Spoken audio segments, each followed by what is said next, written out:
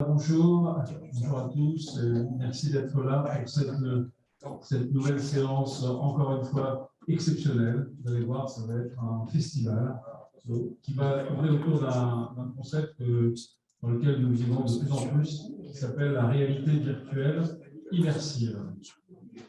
Et donc, bien sûr, notre sujet, c'est de voir dans quels aspects cette réalité médicale immersive peut être virtuelle en plus, peut concerner les chirurgiens, ou disons l'ensemble des techniques opératoires. Voilà, et donc la coordination de cette séance est liée au travail de Maxime Ross. Merci à toi d'être avec nous. Mais comme il est d'habitude, il y a des éléments d'information, peut-être une information à donner notre secrétaire général.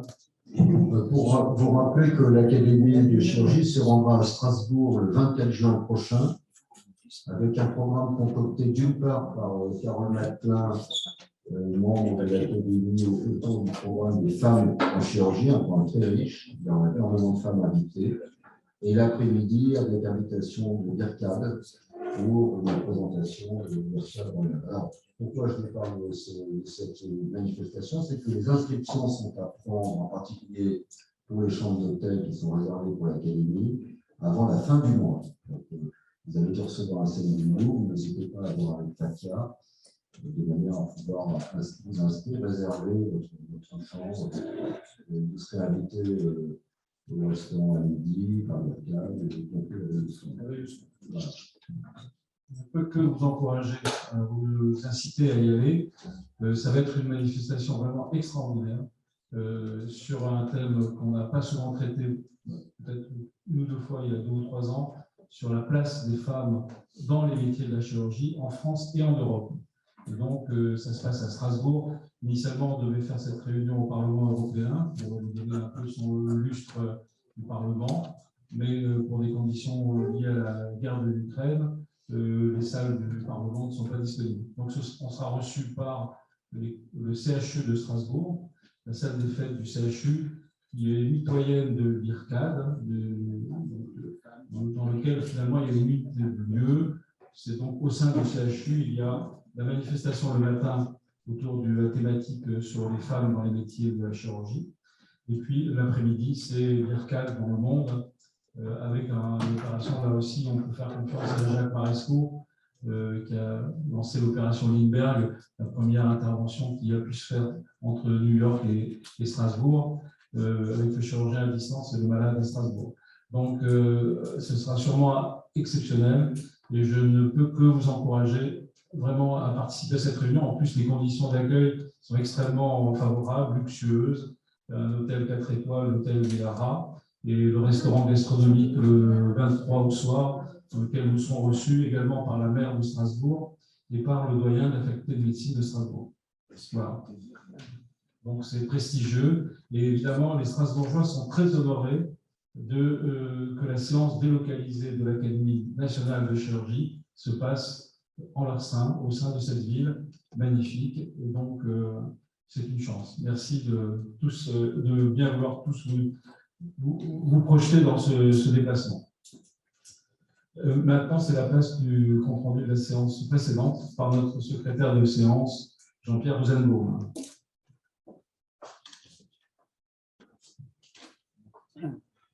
Monsieur le Président, Monsieur le Secrétaire Général, académiciennes et académiciens, bonjour. J'ai le plaisir de vous faire part du résumé de la dernière séance du 6 avril, qui était Actualité et innovation en orthopédie pédiatrique. Le coordinateur était Richard Gouron du CHU d'Amiens. Alors, après avoir ouvert la séance, le président a rappelé l'action humanitaire de l'Académie nationale de chirurgie envers le drame ukrainien et présente Madame la députée Valéria Faure-Moutien, présidente du groupe d'amitié France-Ukraine à l'Assemblée nationale. La députée remercie l'Académie pour son action et dit quelques mots sur la situation du peuple ukrainien et en particulier sur celle des enfants. Elle évoque les besoins médicaux et l'acheminement des médicaments et matériels.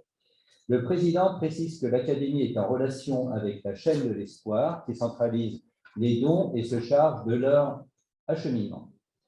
La première communication a été faite par Richard Gouron, de l'évolution à la révolution numérique en orthopédie pédiatrique, programmation, guidage, chirurgie guidée par l'image et la robotique. Les pratiques d'orthopédie pédiatrique ont largement bénéficié du numérique qui a entraîné une véritable révolution.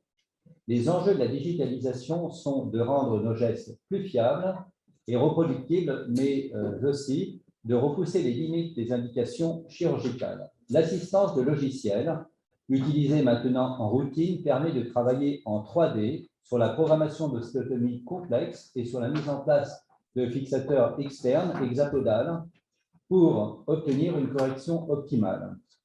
L'analyse quantifiée de la marche a permis d'optimiser les indications chirurgicales dans la chirurgie du handicap. Cette planification sur modèle 3D a ouvert la voie au guidage chirurgical. Des guides de coupe dédiés aux patients rendent extrêmement précis l'exérèse de synostose ou la réalisation d'ostéotomie dans les 3 plans et évitent de léser les zones de croissance.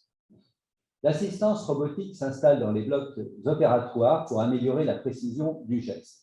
La chirurgie en orthopédie pédiatrique devient plus sûre et moins agressive, y compris dans les indications complexes. Elle devient également plus prédictive grâce aux évolutions technologiques comportant la robotique, la planification 3D et l'abord micro-invasif. Le parcours des soins devient plus simple, en particulier pour les enfants présentant des polyhandicaps. Les questions. Gérard Morvan, qu'en est-il de la formation du personnel et du financement de ces technologies compte tenu de la rareté des cas? Au CHU d'Amiens, il y a une mutualisation des moyens utilisés par les différents services qui permet l'utilisation de ces technologies onéreuses pour des cas même rares. Hubert Joannet, quelles sont les limites de l'irradiation cumulative? L'acquisition des images est faite au départ et donc le degré d'irradiation est limité. Ensuite, Céline Klein nous a présenté la technique de la membrane induite en orthopédie pédiatrique. La technique de la membrane induite, selon Alain-Charles Masquelet, gold standard thérapeutique, a bouleversé le traitement des pertes de substances en orthopédie pédiatrique. Le principe consiste à combler dans un premier temps la perte de substance par du ciment chirurgical, polyméthylméthacrylate, qui induit la formation d'une membrane par réaction à corps étranger. Après quelques semaines, le ciment est enlevé de la cavité, tapissé par la membrane et cette qualité est comblée par de l'autogreffe d'os spongieux. La durée de consolidation est indépendante de l'étendue de la perte de substance initiale. Elle est de l'ordre de 6 à 8 mois et permet au terme de ce délai une remise en appui. Les travaux fondamentaux ont montré que cette membrane est richement vascularisée et qu'elle sécrète des facteurs de croissance et contient des cellules souches mésenchymateuses. Cette technique, initialement décrite chez l'adulte pour le traitement des pertes de substances osseuses d'origine traumatique et septique, s'est progressivement imposée avec succès aux reconstructions tumorales et congénitales en pédiatrie. Le chirurgien orthopédiste pédiatre doit alors adapter la technique aux contraintes liées à l'enfant. Les moyens d'ostéosynthèse sont moins rigides que chez l'adulte, les volumes de greffe corticospongieux autologues moins importants, nécessitant très souvent le prélèvement des 2 crêtes iliaques postérieures et l'adjonction d'allogreffe. De récents travaux ont montré que les propriétés intrinsèques de la membrane influençaient les résultats cliniques. À la lumière des recherches cliniques effectuées par l'équipe, il a été montré que lorsque les patients étaient atteints de pathologies sous-jacentes telles que la neurofibromatose type 1, les délais de consolidation étaient plus longs et les complications étaient plus nombreuses. Des recherches fondamentales réalisées par l'équipe de Céline Klein sur un modèle murin ont montré l'influence positive de l'acide zolédronique, puissant agent ostéopathique. Ensuite, Pierre-Louis Doquier nous a présenté reconstruction osseuse à partir de cellules souches adipeuses autologues. Pierre-Louis Doquier est à exerce à Bruxelles. La pseudo-arthrose congénitale du tibia est une pathologie rare associée à la neurofibromatose type 1 dans 50% des cas. Elle est caractérisée par une fracture tibiale spontanée qui ne guérit pas spontanément à cause d'une physiopathologie complexe. Tissu fibreux pauvrement vascularisé avec activité ostéoclastique importante et osteogénique faible. En conséquence, la consolidation osseuse est très difficile à obtenir et la maladie reste associée à un taux d'amputation important. Dans ce contexte, un produit autologue issu de l'ingénierie tissulaire a été développé pour promouvoir l'ossogénèse et inhiber l'activité ossoclastique avec un haut taux de minéralisation. Une étude de 4 patients présentant une pseudo-arthrose congénitale du tibia a été réalisée. Ils ont été opérés par la technique de la membrane induite suivie de greffe osseuse obtenue à partir de cellules souches adipeuses. C'est ça qui est extraordinaire. C'est ça qui est... On peut refaire de l'os avec de la graisse. C'était vraiment une communication extrêmement intéressante.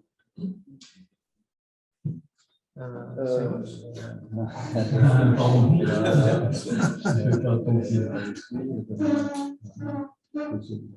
La première chirurgie consiste à resecter la pseudo-arthrose et à remplir le défect avec du ciment, comme dans la communication précédente. Durant la même anesthésie, du tissu sous-cutané prélevé et des cellules souches adipeuses sont isolées. Après une première phase d'extension cellulaire, les cellules sont différenciées en ostéoblastes par contact avec des particules hydroxyapathiques pour promouvoir la synthèse d'une matrice extracellulaire spécifique et la sécrétion cellulaire de facteurs de croissance impliqués dans la guérison tissulaire. 3 mois plus tard, le ciment est retiré et le défect osseux est comblé par la greffe osseuse. Toutes les PCT ont été guéries au dernier contrôle. Tous les patients sont capables de marcher sans aide et ne ressentent plus de douleur jusqu'à 3 ans post-implantation. Le taux de succès est exceptionnellement élevé. Cette technique offre plusieurs avantages: l'épargne de prélèvement de la crête iliaque, l'intérêt de la membrane induite qui procure une bonne vascularisation immédiate à la greffe. Question, commentaire. Albert-Claude Benamou, qui a félicité le travail exceptionnel, puisqu'il s'agit de prélèvements à partir de cellules adipeuses. Y a-t-il d'autres équipes dans le monde qui travaillent sur des cellules souches issues de ces cellules? Alors, il existe un autre centre à Baltimore qui a montré son intérêt dans ce travail et travaille en connexion avec l'équipe bruxelloise. Question que j'ai posée, cette technique de développement des cellules souches à partir du tissu adipeux peut-elle être utilisée dans les traumatismes de guerre dont sont actuellement victimes les enfants? Oui, tout à fait, y compris pour les pertes de substances cutanées. Richard Bourron, cette technique permet d'économiser le stock d'autogreffes osseuses disponibles en épargnant les prélèvements de crête iliaque. François Launay nous a présenté ensuite l'allongement des membres chez des enfants, actualité et avenir. L'allongement des membres peut être isolé ou associé à une correction d'axe. L'utilisation de l'imagerie 3D permet de mieux planifier le site et la direction des ostéotomies et de mieux disposer de fixateurs externes hexapodales ou le flou motorisé. L'avenir associera des process automatisés de l'allongement. Enfin, Bruno Dohin nous a présenté l'analyse de la marche et ses implications thérapeutiques chez l'enfant. Depuis les travaux d'Étienne Jules Marais, 1830-1904, utilisant la chronophotographie, l'analyse instrumentée de la marche a pris une place importante grâce à la numérisation des moyens d'enregistrement. Perry en 69 et Gage en 1995 vont révolutionner l'analyse quantifiée de la marche et ouvrir les portes à une nouvelle approche des troubles de la marche dans la paralysie cérébrale de l'enfant. Les systèmes actuels comportent des outils de captation qui incluent les mouvements dans l'espace, amplitude articulaire, les forces et puissances mises en jeu, cinétique articulaire, l'activité musculaire, électromyographie, et même la mesure de la consommation d'oxygène. Ces informations, interprétées avec l'examen clinique du patient, permettent l'analyse des mécanismes impliqués dans les troubles de la marche complexes et guident les indications thérapeutiques qui peuvent être réalisées dans un même temps opératoire. Ingénieurs biomécaniciens et cliniciens spécialisés collaborent étroitement dans les laboratoires d'AQM. Cet abord technologique a bouleversé la prise en charge de ces patients qui bénéficient d'une nette amélioration thérapeutique. Questions et commentaires. Gérard Morvan, qu'en est-il de la composante axiale de la marche? Les réponses sont précises, mais les mouvements observés sont faibles dans cette composante axiale. Le président et Richard Houron ont ensuite clôturé cette séance après avoir félicité les orateurs. Merci beaucoup.